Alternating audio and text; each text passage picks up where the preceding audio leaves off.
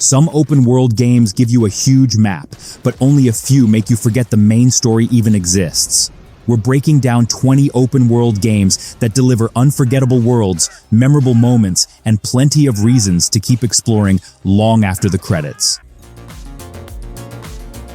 Red Dead Redemption 2 is one of those games where you can forget what you were supposed to do for hours. I've had entire sessions where I barely touched the story. I'd ride into the wilderness, hunt for something, stumble across a stranger, and somehow end up in a completely different situation. That's what makes this world feel so convincing. Things happen without waiting for you to trigger them. One minute you're riding through a quiet forest, and the next you're caught in a robbery or chasing someone through the mud. Arthur Morgan also makes the whole experience hit harder. His story feels personal, especially as his relationships change over time. The pacing is slower than most modern open-world games, and some early missions can feel deliberately drawn out. But once the world clicks, it's incredibly difficult to leave. Even years later, there are details here that still surprise players.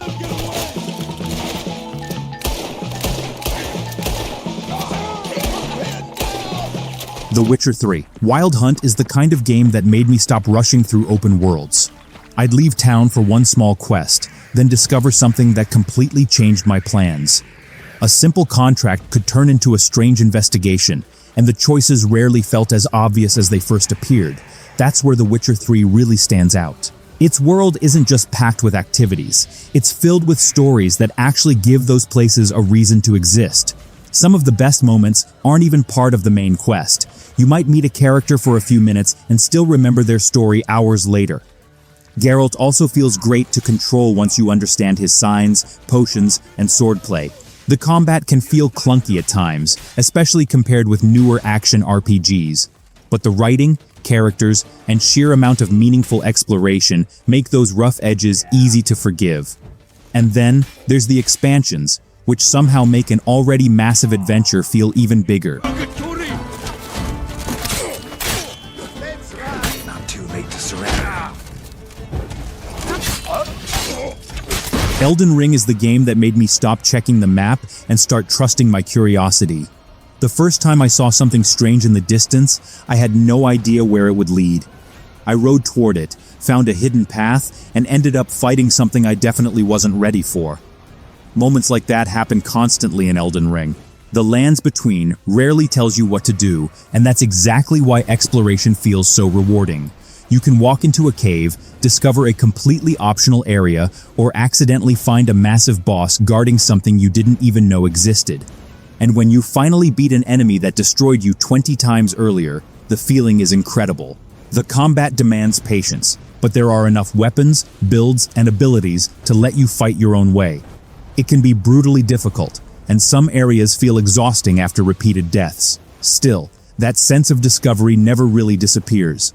There's always another path, another secret, or another fight waiting somewhere beyond the horizon.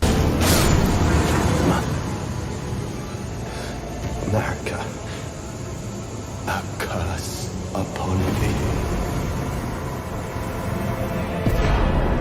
Cyberpunk 2077 surprised me because Night City feels most alive when you stop following the main objective. I'd start with one simple mission, notice something happening nearby, and suddenly spend the next hour exploring another part of the city. The world has this strange mix of luxury, desperation, violence, and neon that makes every neighborhood feel different. What really pulled me in was how many side stories actually feel important. Some characters you meet for a single quest can leave a bigger impression than entire games. Combat is also incredibly flexible. You can run in with guns, sneak through an area, hack enemies from across the street, or mix everything together. The game still has technical issues from time to time, and the sheer number of systems can feel overwhelming early on. But once you settle into V's story, Night City becomes hard to walk away from, and Phantom Liberty adds another layer that makes the whole experience even stronger.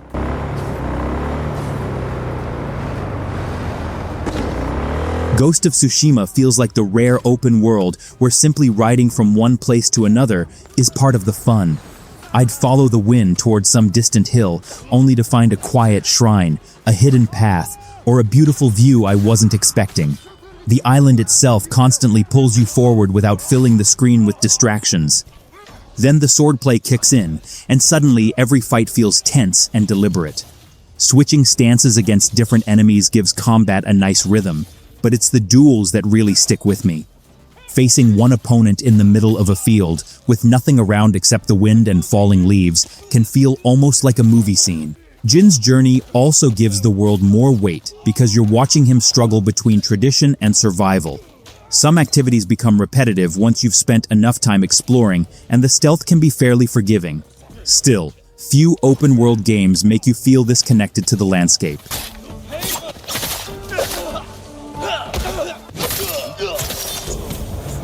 Kingdom Come. Deliverance 2 caught me off guard because it doesn't make you feel like a powerful hero right away. Henry can get beaten badly, and even simple situations can turn into a mess if you're careless. That made exploring the world feel much more believable to me. I could ride into a village looking for one thing and end up caught in a completely different problem. What I really like is how naturally the game mixes its story with everyday life. Conversations, quests, travel, combat, and even small decisions can change how a situation plays out. The medieval setting also feels grounded without turning every moment into a history lesson.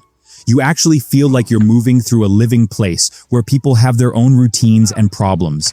The combat takes some patience to learn, and the slower pace won't work for everyone.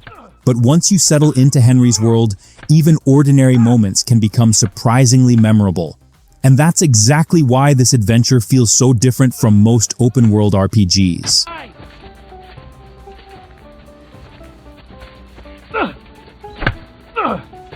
Assassin's Creed Shadows is at its best when you stop treating it like a checklist and simply disappear into feudal Japan.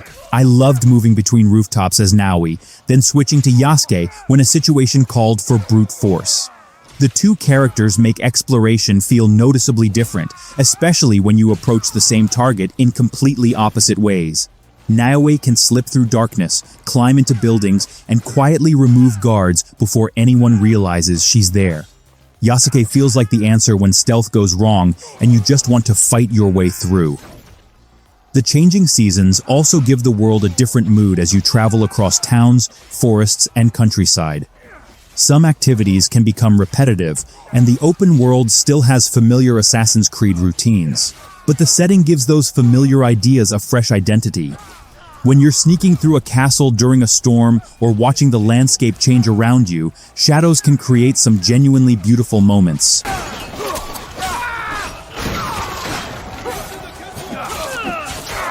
The Elder Scrolls IV: Oblivion. Remastered reminded me why wandering without a plan can be the best part of an RPG. I'd leave a town expecting to finish one small quest, then spot something interesting in the distance and completely forget where I was going. Cyrodiil feels packed with strange characters, hidden locations, and quests that can take surprisingly weird turns. The Dark Brotherhood storyline is still one of the highlights for me, especially because its missions feel so different from normal open-world quests. The remaster also gives the world a huge visual upgrade, making forests, ruins, and cities feel far more inviting to explore. Combat and character movement can still feel a little dated underneath the new presentation. That's worth knowing if you're expecting a modern action RPG.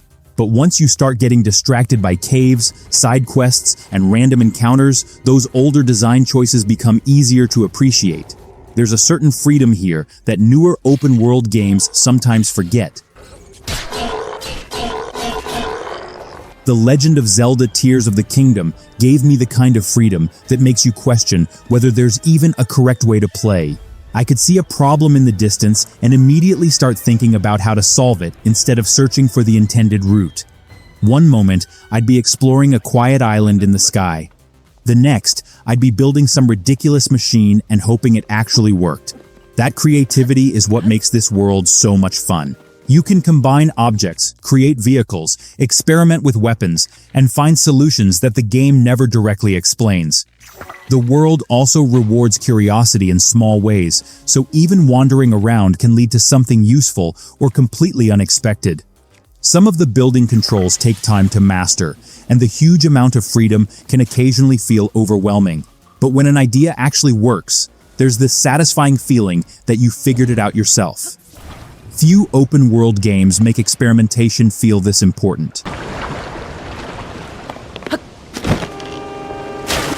Horizon Forbidden West made me appreciate how much personality a game can give its landscape.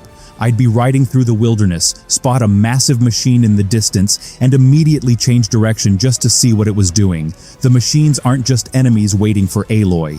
They move through the world like actual creatures, and learning how each one behaves makes every encounter more interesting. Combat becomes especially satisfying when you start targeting specific parts instead of simply attacking whatever is closest. Then there's the world itself. From massive ruins to underwater areas and dangerous valleys, Forbidden West constantly gives you somewhere new to investigate. Aloy's story can sometimes get buried under the sheer amount of things happening around her, and the number of activities can feel a little excessive. But the exploration is hard to resist. There's always another machine site, hidden location, or strange landmark catching your attention. And when you finally reach some of the game's most spectacular locations, the journey there feels completely worth it.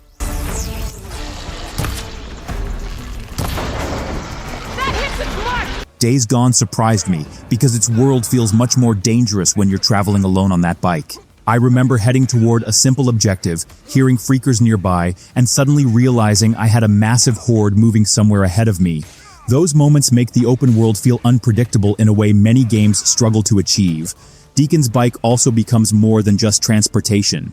You're constantly thinking about fuel, repairs, and whether you've got enough resources to make it back safely. That creates some genuinely tense rides through the wilderness.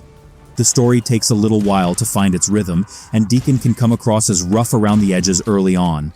But the world gets much more interesting once you start understanding its characters and survival systems.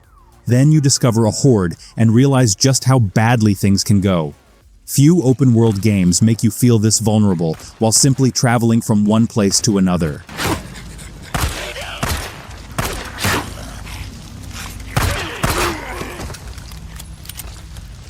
Death Stranding is probably the strangest open-world game on this list, and that's exactly why I remember it so clearly. At first, walking across empty landscapes while carrying packages sounds almost boring. Then you start dealing with rivers, steep mountains, rain, and dangerous areas, and every delivery becomes its own little adventure. I've had moments where reaching one destination felt like a genuine achievement because the terrain kept fighting me. What surprised me most is how the game slowly makes you care about the connections you're creating. Other players can leave structures, roads, and helpful equipment in your world, even though you never directly meet them. That creates this unusual feeling that you're exploring alone, but you're never completely alone. The story is definitely weird, and some of the cutscenes are extremely long. It won't click with everyone. But if you give it enough time, Death Stranding becomes a remarkably different kind of open-world experience, where simply getting from one place to another can be the memorable part. Don't be so serious.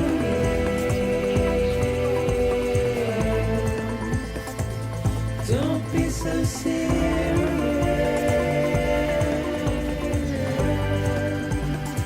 Hogwarts Legacy is one of those games where I'd sometimes forget I was supposed to be following a quest. I'd leave Hogwarts, spot something interesting in the distance, and end up wandering through villages, forests, and old ruins instead. The castle itself is a huge reason to explore. There are hidden rooms, moving staircases, puzzles, and little details that make simply walking through Hogwarts feel rewarding. Then you step outside, and the world opens up even more. Flying around on a broom makes traveling feel much better, especially when you're heading toward a location you spotted earlier. Combat is another highlight once you unlock more spells and start combining them creatively. The story doesn't always reach the same heights as the world around it, and some side activities can feel repetitive. Still, there's something special about finally having the freedom to explore this version of the wizarding world yourself. If you grew up wanting to attend Hogwarts, that feeling alone makes this adventure difficult to ignore. That's the last time I have a potion idea that I don't write down. Marvel's Spider-Man 2 is the kind of open-world game that makes fast travel feel almost pointless. Swinging through New York is so smooth that I'd rather launch myself across the city than open a menu. The best part is how quickly you can move from one neighborhood to another without losing that sense of control. Playing as both Peter Parker and Miles Morales also gives the adventure a nice change of pace. Their abilities feel different enough that switching between them never feels completely routine. Then you have the random crimes, rooftop encounters, and moments where something catches your attention while you're simply traveling across the city. The story has some huge emotional moments too, although not every character gets enough time to breathe. I also think the open-world activities can start feeling familiar after a while. But when you're flying through Manhattan, diving between skyscrapers, and landing perfectly on a wall, it still captures that superhero fantasy better than most games ever have. Won't get me with those webs! Spiders! Dying Light 2. Stay Human completely changes how you look at an open world once the sun goes down. During the day, I could move across rooftops, search abandoned buildings, and plan my route from one safe area to another. Then night arrives, and suddenly the same streets feel like a terrible place to be. That shift creates some of the best tension in the game. Parkour is another huge reason to play it. Running across rooftops, jumping gaps, and barely grabbing a ledge can make simple travel surprisingly exciting. When a chase starts, you're not just fighting enemies. You're looking for the next roof, zip line, or escape route while everything behind you gets more dangerous. The story and characters don't always hit as hard as the original, and some activities become repetitive after enough hours. But the movement system keeps pulling you back in. Once you get comfortable navigating the city, you start seeing rooftops as roads, and that completely changes how the world feels. No Man's Sky is the game I'd point to when someone says they want an open world that never really runs out of places to explore. The first time you land on a strange planet, you have no idea what you're going to find. You might discover a beautiful landscape, bizarre creatures, or a planet that looks completely hostile. What makes it even better is that you can jump between planets and eventually entire star systems, so exploration feels much bigger than simply moving across one map. I've spent way too much time landing somewhere just because the view looked interesting. The game also lets you build bases, upgrade your equipment, and shape your own little corner of the universe. It wasn't always this polished, and its early reputation was deservedly rough. But years of major updates have transformed the experience into something far more substantial. The story can still take a backseat to exploration, and that's honestly where No Man's Sky feels strongest. Sometimes, the best reason to keep playing is simply wondering what's waiting on the next planet.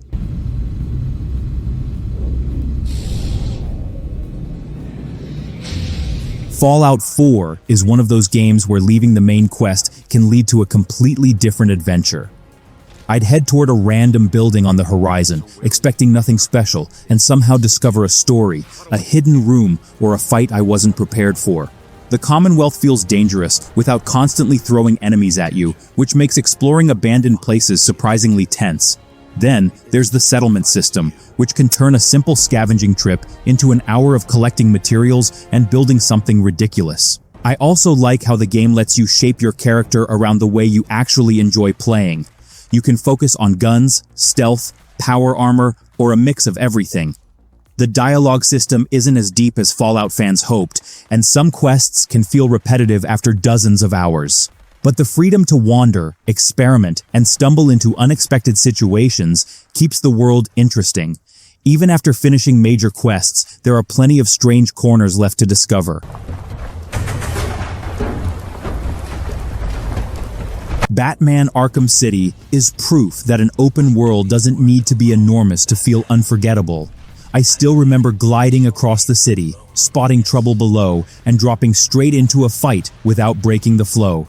Every part of movement feels connected, from grappling onto rooftops to diving through the streets and gliding toward the next objective. Combat is just as satisfying because Batman can handle groups of enemies while still making you feel completely in control.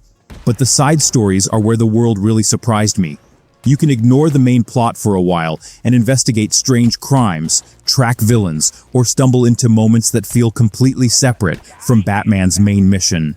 The city itself can feel smaller by modern standards, and some objectives repeat familiar ideas. Still, almost every corner has something worth noticing. What makes Arkham City special is how naturally everything fits together. You're not just exploring a map, you actually feel like Batman moving through a dangerous city, searching for the next problem.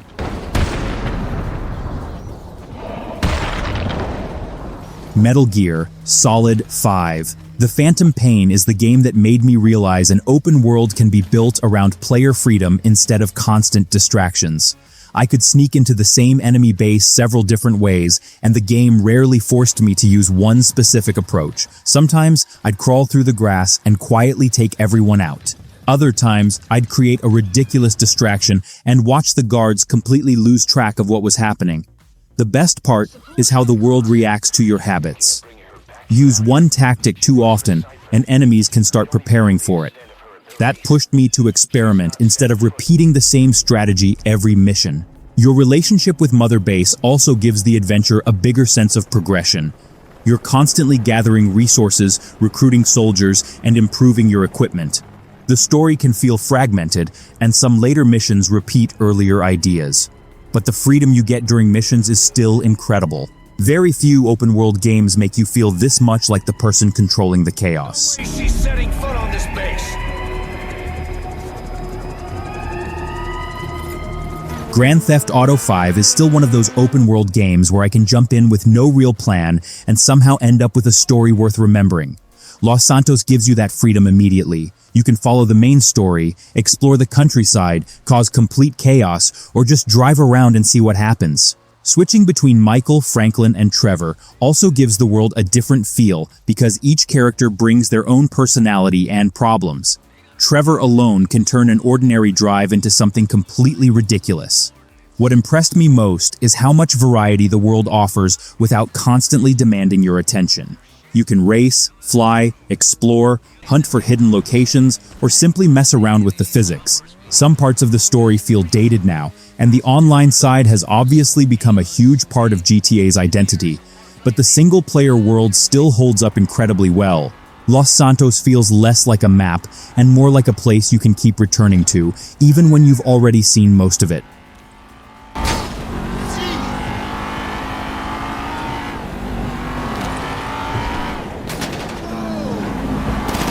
If you made it this far, thanks for watching. Now I want to know which game from this list you're most excited to play. Drop your pick in the comments and tell me which open-world game you think deserves a spot on the list. If you enjoyed the video, leave a like and subscribe for more gaming content. I'll see you in the next one.